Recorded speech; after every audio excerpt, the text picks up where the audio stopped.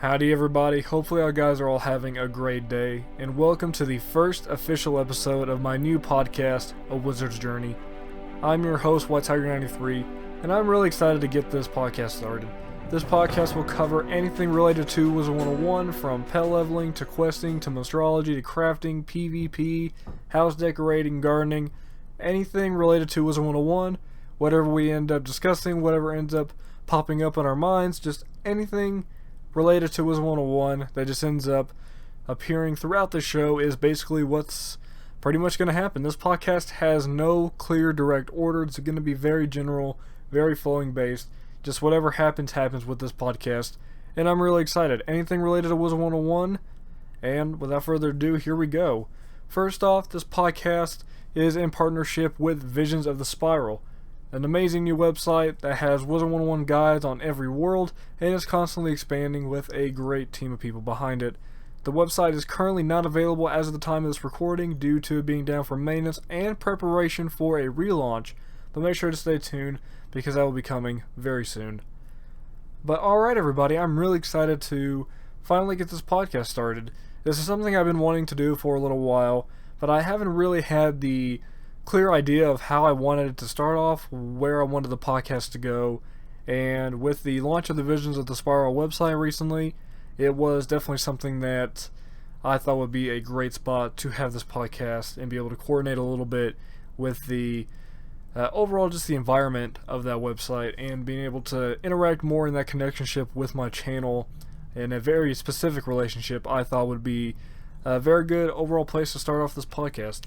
Like I said, there's no real purpose to it, just to discuss anything Wizard 101. There's no one clear path this podcast is going to take.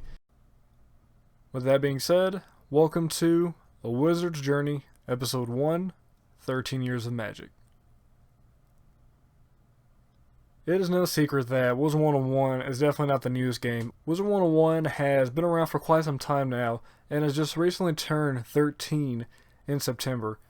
Which really, when you think of the significance of that, a lot of games unfortunately, they don't get that opportunity to necessarily have as long a lifespan as they would like.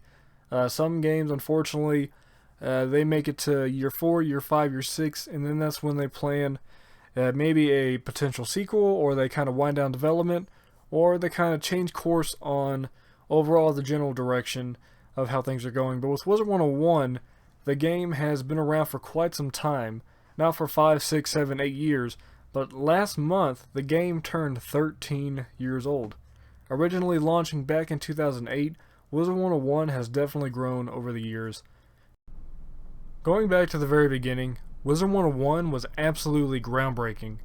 At the time, there really weren't that many third-person perspective open world games that you could easily jump into, that you're able to meet so many different people, that you had so many different things you can do, not necessarily one given path, all in a family-friendly environment, and at the time was not only free to play, but was also able to be played by more people, because Wizard 101 was made on older computer specs. The game was made to be played whether you had an older computer or a new computer, because it was solely about building a family-friendly environment that as many people as possible could be able to enter, get together, and go on a magical journey.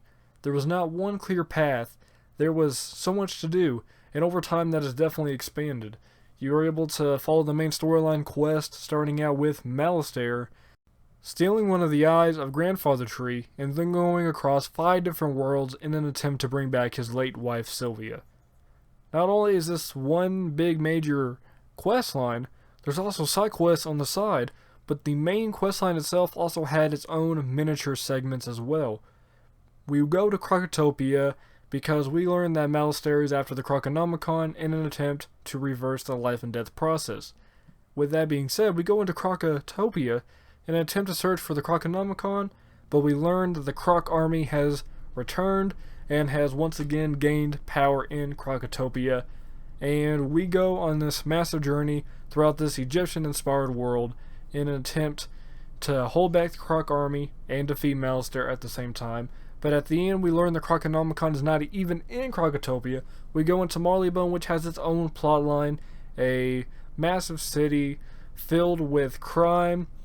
As we continue on the many streets of Marleybone, battling back as many crooks and gangs as we possibly can, we are still focused on our main mission of stopping Malistaire, which he then moves into Mushu after stealing the Croconomicon. And once he enters Mushu, it is a massive world inspired by Asian culture, as we tried to go through, and in the corruption and in the constant conflict going on in Mushu, we are able to save the Emperor's life when we learn that Malistaire has returned to his homeworld of Dragonspire in his attempt of reawakening the Dragon Titan to try to revive his wife Sylvia at any cost. And as we go into Dragonspire the 5th world, which was not originally there at launch, we go through, we finish what is known as one of the biggest dungeons in the game, the Great Spire. We stop Malistaire, we save the Spiral, and that is only one portion of the questline complete. What is Wizard 101's most iconic questline that has so many segments in it, so many incredible segments where all these different worlds, vastly different worlds, from Wizard City to Crocotopia, an Egyptian-inspired world, to Marleybone inspired by London, to Mushu, an Asian-inspired land, and going into Dragonspire, an ancient civilization that has survived barely through the apocalypse. All of these different worlds are intertwined and connected following one main storyline. And that's not even the major storyline of the game. That's just one of the 3 arcs that are currently in the game, as we are starting the 4th arc with Caramel as well. And that's not including the side worlds that are not a part of the main arcs as well. All of that questing, and that's not even the main portion of the game. You go into the other side activities. You have pet training, you have PvP, battling against other players, you have house decorating your castles with thousands and thousands of items. You have this vast, rich universe, really, of all these different things to do and different opportunities, which a lot of games didn't offer. And Wizard 101 may not have started with everything that it does now, but that very basic level of knowing that it is a massive online experience with so many things to do, that was there at launch, and that's something a lot of players fell in love with, myself included. And that's what really kept us in the game. There was not one main plotline you had to go through. There was not one main storyline that you're just stuck to. There's not one main purpose. You have your main questing line, and then you have all the side activities with that as well, because it's not just a questing game, it's not just a battling game, it is a game that is designed to live kind of like its own universe, its own individual experience that each person can make of it on their own, how they please, doing so many different activities, which is one of the most significant points of Wizard 101, and what I think really has kept a lot of players entertained in this game, because there's just so much to do. And the game itself is all set around the family-friendly aspect, that anyone and everyone can be a wizard, which is something that I really enjoy. I really like that about KingsIsle, how they've incorporated this environment and how they have worked to maintain it over the years as well, because there is not very many games that is necessarily friendly for all players of all ages. But Wizard 101 definitely has that aura to it, and not only that, but that's the idea behind it, and KingsIsle has worked hard to not compromise that value. KingsIsle is determined to keep this a family-friendly environment, which is absolutely one of the biggest points to it, I think. There is so much in this game that there's a large variety of things to do, and it's all able to be done family-friendly, which is something that is just truly incredible, and not a lot of games have that. Because Wizard 101 is very different from most games, and that is something that has been very clear from the start of it. In February 2009, just a few months after the game's official launch, it was clear that this was no ordinary game. Wizard 101 was unlike any game that came before it, because just within a few months after its official launch, they announced that they have reached over 1 million registered players, which specifically shows the massive impact that this game was already having, and a huge success that it already was. "The response has been absolutely overwhelming," said Eli Killian, founder of KingsIsle. "We knew the game would appeal to families, but we were surprised to see how well the game resonates with the hardcore set. The mechanics are a cross between a traditional collectible card game and an old-school turn-based role-playing game, and that makes us incredibly unique." And that is something I have to agree. There is definitely different elements between the most simplicity that you can get from a video game and the most advanced mechanics you can get from a video game, and it's all kind of brought together, not in one clear path, but in a very general picture in a very large, open environment. J. Todd Coleman, the former director of Wizard 101, even stated that when we created Wizard 101, we knew we had something special. "We're thrilled to see that so many people, young and old, agree with us. You can usually tell how well a virtual world is doing within the first few months of launch by how many realms they add or remove. We started with about a dozen, and we've tripled since release." It was clear from the first commercials of Malastair standing and staring off into the distance discussing his grand plan that Wizard 101 was going to be a very special game and unlike anything that came before it. One of the most iconic shots in Wizard 101 history is of a bunch of players running across Rainbow Bridge, which KingsIsle has revealed that was actually an in-game clip that was taken, that they randomly just saw some wizards going across the bridge and they decided to keep that clip and use it for a commercial, which was really, really cool to know that was actually in-game. That was not something that they were just, necessarily came up with, or like, hey, let's do this for commercial. This was an in-game commercial. That is true advertisement, which is one of the most, I think, interesting aspects of the Wizard 101 commercials. They really know how to advertise the game. Wizard 101 commercials are some of the most iconic commercials, not only in gaming history, but from a 2000s perspective as well, going in from the late 2000s up to the 2010s, early 2010s. There have been multiple Wizard 101 commercials, and each commercial just as iconic as the ones before it. Chances are you might recognize the most famed Wizard 101 commercial of Malastair giving his grand plan, or maybe the commercial of Morganth discussing the underwater world of Celestia, or maybe the commercial of Morganth freezing the warrior in mid-air as we are venturing into the new world of Safaria, or the gardening commercial that was introducing players into the new side activity of gardening, one of the next bigger aspects of the game. Or maybe it was the Chrysalis commercial, where Morganth was preparing her grand plan in Chrysalis, and we had to follow her and unlock shadow magic unlike any other magic we've seen before in the game. Or maybe it was just one of the other commercials, such as the one advertising mounts or castle decorating. Maybe it was one of the commercials with the interviews, or maybe it was another commercial, Ambrose and Gamma discussing a player from another world, because Wizard 101 is, as I've said, its own unique online universe. Or it could be the heavily iconic Wizard 101 tournament announcement commercial when tournaments were first added, because that was one of the most popular commercials that also featured a little bit of live action, or perhaps one of the absolute most known, most popular, most iconic commercials that any Wizard 101 player can think of, which is the HD cinematic battles against Malastair, featuring the Stormlord, Fire Dragon, and the Frost Giant. And while these commercials did take a more cinematic approach than the previous ones, it does show over time that the commercials in themselves have also grown over the years that Wizard 101 has grown as well. And just how successful were the commercials for Wizard 101?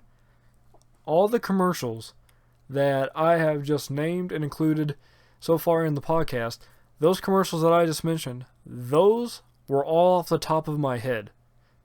Like, to put that into perspective, I have been playing this game for well over 10 years now, and I remember seeing those very iconic commercials on TV back in my living room. I remember seeing those commercials, and all the ones that I've mentioned so far just in the past couple minutes, those are just off the top of my head. Those aren't even all the commercials that I've seen. Those aren't even all the ones that if I really just sat down to think about it that I could come up with. Those are just the first ones that popped up on top of my head as I was talking. So that really shows just how successful the Wizard 101 advertisement experience has been, and just how much of a role that's played overall as the years have gone on, because this game has stood the test of time, and it's definitely because it's a unique game. It's been out for 13 years now, which is absolutely mind-blowing. I mean, Wizard 101 is considered a teenager now, which is absolutely incredible. It is an amazing, amazing accomplishment. Unfortunately, a lot of games may not make the longer time spans. They may not make 13 years of development. They may not make 10 years of development. They might not make maybe even 5 years of development, which is very unfortunate. But Wizard 101 is still growing strong 13 years into development after launch. The game is still receiving approximately 3 major content updates per year, including new worlds, new quest lines, quality of life improvements, side activities, small features, larger features, anything in between. The game is still growing strong because of a passionate group of developers that are maintaining the game over the last decade plus, which is a really interesting thing to think about. Wizard 101 has been around since 2008. The game itself is moving from 2008 into the 2020s. It is now reaching out to a new generation of Wizard 101 players, while it is still maintaining some of the original players that have been playing the game all the way back since launch, which is a wide, vast community of players of all ages from back then and of all ages now. It is reaching across generations, and it is still continuing that same experience that was originally established over a decade ago. And that is something a lot of games, unfortunately, do not have the reach that Wizard 101 has been able to continue growing. And that is something that I hope Wizard 101 is able to continuously maintain. I'm hoping for 15 years plus, 20 years plus of Wizard 101, because this truly is a magical experience of a lifetime. There is no other Wizard 101 out there. This is a one-of-a-kind experience. And as one of my favorite games from when I was younger, this is definitely the kind of game that I really hope does stand the test of time continuously and onward. It has an amazing group of developers behind it that is continuously updating the game.